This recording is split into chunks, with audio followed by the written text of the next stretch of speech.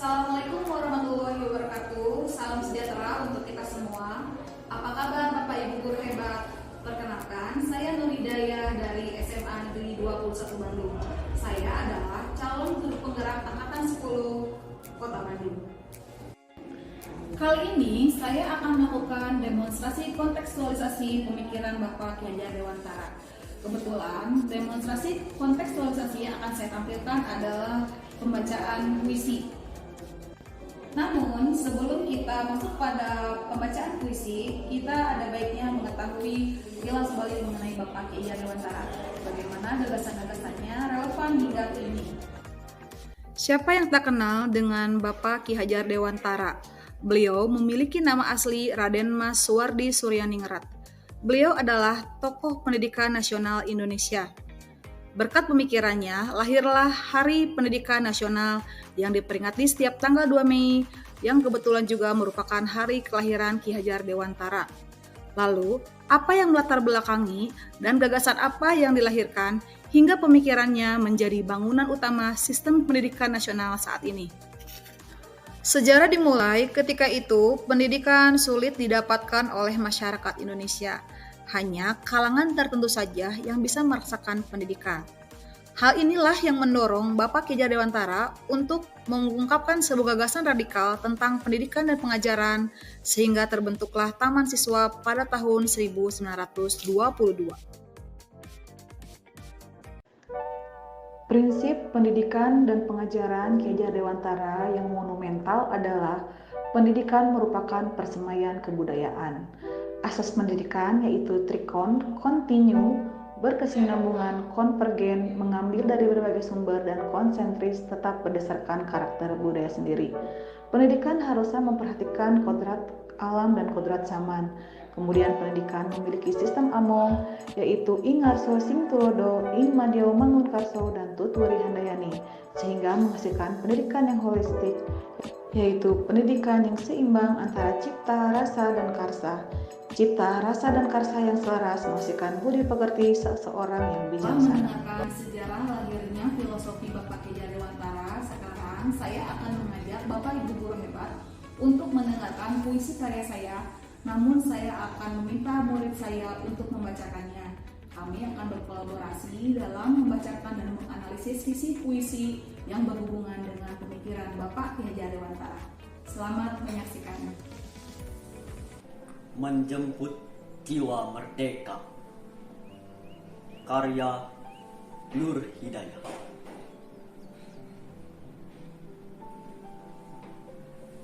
Matahari bangsa adalah cahaya tulus semesta. Sentuhan hangatnya memberi kehidupan pada bumi yang membara. Panas teriknya membakar gelora raga berkarya.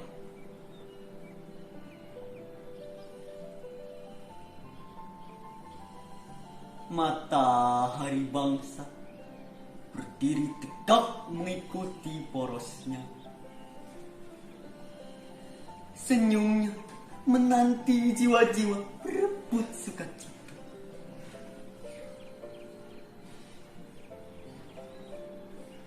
Jangan biarkan matahari tertutup gerhana, melenakan siang yang berkabut senja.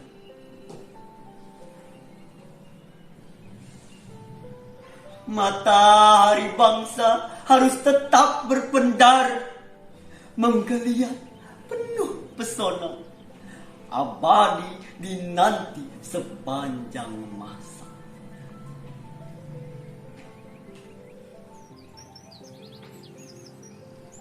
Satu ladang penuh padi yang disemai menunggu sinarmu.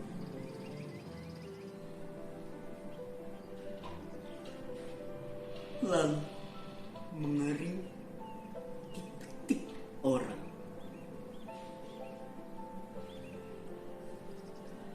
Gunung-gunung hijau bergumam berantai. Sentuhan lembut fotosintesis sebagai sari manfaat tubuhmu. Ikan-ikan menyembur dalam gerak selaras, menunggu waktu Tuhan mengirim jejak langkahmu.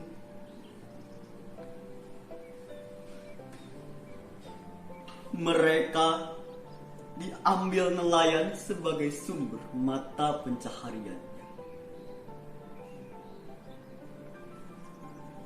Biarkan jika mereka interupsi, bernyanyi, berdiskusi.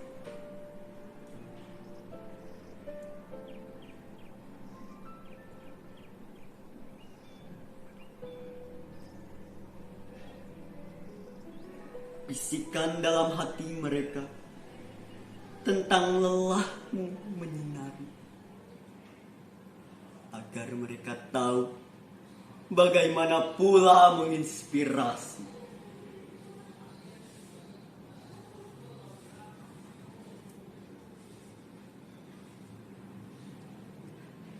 Temani waktunya agar mereka tahu perjalanan panjang yang harus dilalui. Lindungi dirinya bila saja kulit tak sama menanggung rasa panas, agar mereka tahu rasanya dihargai.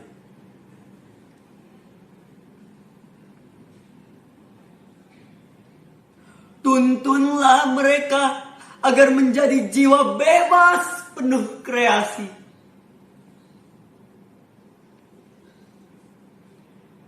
Tetaplah kau menunggu saat mereka lelah dalam lakunya.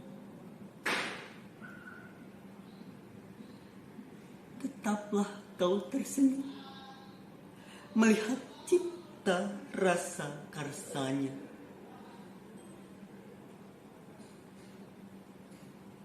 Tetaplah kau mengabdi pada Sang Pencipta untuk menjemput jiwa bunga bangsa yang merdeka.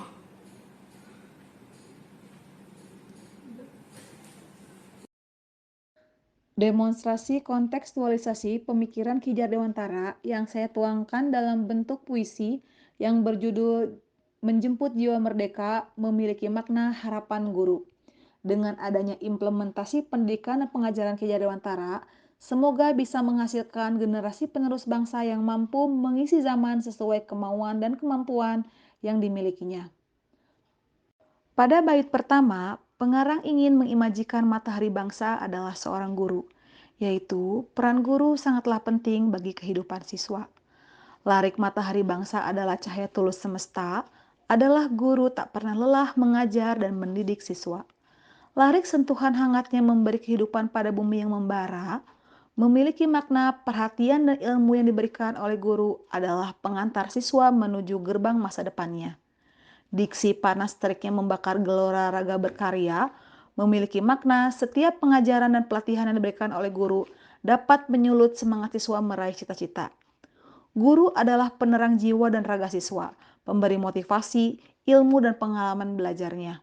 Begitupun halnya dengan matahari sebagai penerang kehidupan manusia.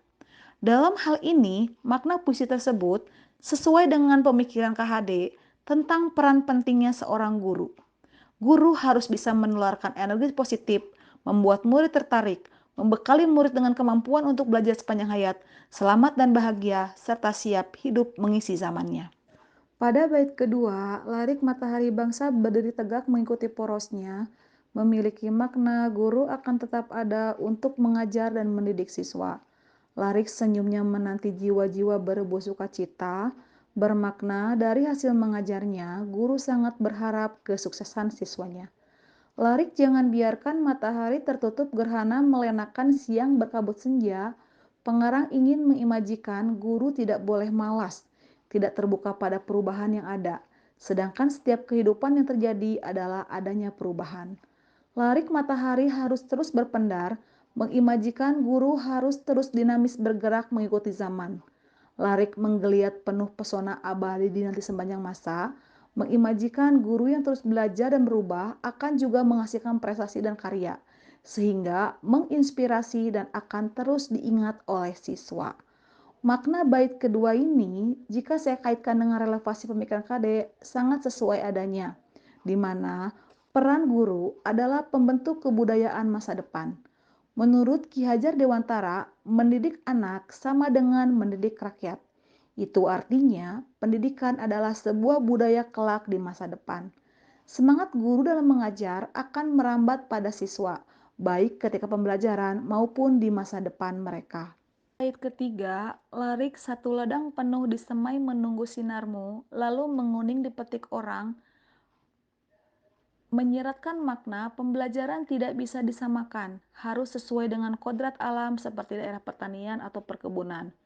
Guru harus mengajar sesuai potensi alam siswanya tersebut, sehingga bisa menghasilkan hal yang bermanfaat dari pembelajaran yang didapatkannya.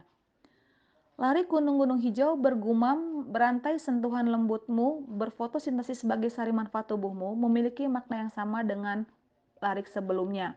Hanya saja ini menyiratkan bagi siswa yang tinggal di daerah pegunungan. Begitupun larik ikan-ikan menyembul dalam gerak selaras, menunggu waktu Tuhan mengirim jejak langkahmu. Mereka diambil nelayan sebagai sumber mata pencahariannya, juga menyiratkan makna yang sama. Ketiga larik ini untuk menggambarkan analogi tentang pendidikan yang tidak boleh disamaratakan. Di setiap daerahnya itu berbeda-beda. Materi-materi pelajaran hendaknya terintegrasi dengan potensi alam dan zaman yang didiami oleh siswa.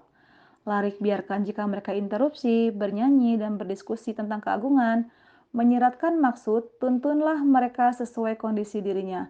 Biarkan mereka bebas berkreativitas.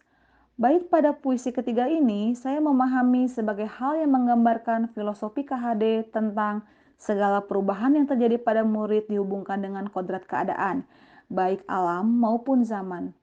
KHD menyampaikan bahwa pendidikan adalah tuntunan, yaitu tuntunan dalam hidupnya tumbuh murid. Didiklah siswa sesuai dengan kodrat alam dan zamannya. Mendidik adalah menuntun segala kodrat yang ada pada murid agar mereka dapat mencapai keselamatan dan kebahagiaan setinggi-tingginya baik sebagai manusia maupun bagian dari anggota masyarakat. Pada bait keempat terdapat larik, bisikan dalam hati mereka tentang lelahmu menyinari, agar mereka tahu bagaimana pula menginspirasi, menyeratkan maksud, berikanlah keteladanan dalam mendidik siswa, berikan contoh-contoh yang baik, baik perilaku maupun hasta karya, karena hal itu akan menguatkan perilaku siswa daripada hanya nasihat dari guru. Larik temani waktunya agar mereka tahu perjalanan panjang harus dilalui, menyeratkan maksud, berikan arahan selama proses yang dilalui oleh siswa. Hal ini agar siswa tetap pada jalur yang benar selama proses pembelajaran. Larik lindungi dirinya bila saja kulit tak sama menanggung rasa panas, agar mereka tahu rasanya dihargai. Menyeratkan maksud guru harus mendorong siswa dari belakang agar mereka terus stabil dalam menjalankan proses pembelajarannya. Bila mereka ada kesulitan, guru harus siap untuk menuntunnya kembali. Bait keempat ini saya pahami sebagai implementasi gagasan Ki Hajar Dewantara tentang sistem Among, yaitu ing ngarso sing tulodo, guru memberikan keteladanan, ing madya mangungkarso, di tengah memberikan semangat, dan tutwuri handayani, mendorong dari belakang. Dalam proses pembelajaran, hendaknya guru melibatkan murid dan hargai murid. Guru harus berpihak pada murid dan memfasilitasi kebutuhan, potensi, dan kompetensi murid. Pada bait kelima terdapat larik, tuntunlah mereka agar menjadi jiwa bebas penuh kreasi. Hal ini menyiratkan maksud, guru harus bisa mengajarkan pendidikan pengetahuan dan keterampilan. Larik tetaplah kau menunggu saat mereka lelah dalam lakunya, menyiratkan maksud, guru harus sabar menanamkan nilai karakter pada siswa. Larik tetaplah kau tersenyum melihat cipta rasa karsanya, menyiratkan maksud, guru harus menyeimbangkan antara kemampuan sikap, pengetahuan, juga keterampilan. Makna bait kelima ini saya selaraskan dengan implementasi pemikiran KHD tentang pendidikan itu harus holistik dengan menyelaraskan kemampuan afektif, kognitif, dan psikomotor, sehingga menciptakan kesempurnaan budi pekerti. Budi pekerti sendiri akan menghasilkan insan-insan yang penuh dengan kebijaksanaan. Larik tetaplah kau mengabdi pada pencipta, menyeratkan maksud, guru harus menyadari bahwa tujuan hidup di dunia adalah beribadah pada Tuhan dan menjadi guru adalah salah satu jalannya. Larik terakhir, untuk menjemput jiwa bangsa yang merdeka, menyiratkan maksud, bila guru sudah berusaha melaksanakan kewajiban sebagai insan manusia yang beriman dan bertakwa pada Tuhan, lalu menerapkan prinsip pendidikan dan pengajaran Ki Hajar Dewantara sebagai pedoman sistem pendidikan Indonesia, guru hanya tinggal memetik harapan yang telah ditanam, yaitu potret kehidupan siswa yang penuh dengan keberhasilan dan kebahagiaan.